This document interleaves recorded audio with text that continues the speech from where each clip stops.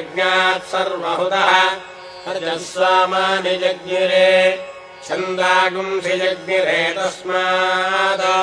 यजस्तस्मादजायत तस्मादश्वा अजायन्त ये तेजो भयाततः गावो हजज्ञिरे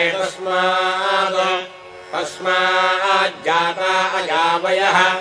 यत्पुरुषम् यदधुः प्रतिधाव्यकल्पयन् मुखम् किमस्य कौ बाहो कामोरोपादा उच्यते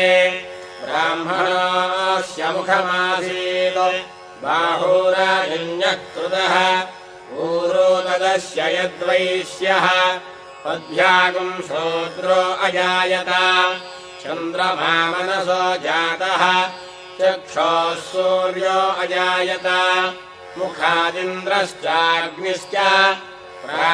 प्राणाद्वायुरजायत नाभ्या आसीदन्तरिक्षम् शीर्ष्णोर्जौः समवर्तत पद्भ्याम् भूमिर्दिशः श्रोत्रात् तथा लोकागम् अकल्पयन्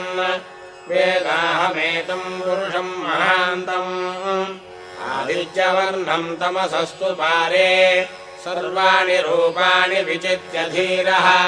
नामानि कृत्वाभिवदनुदासे धाता पुरस्ताद्यमुदा जहार शक्रः प्रविद्वान् प्रतिशस्य तस्रः तमेवम् विद्वानमृत इह भवति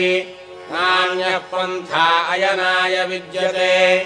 यज्ञेन यज्ञमयजन्त देवाः तानि धर्माणि प्रथमान्यासन्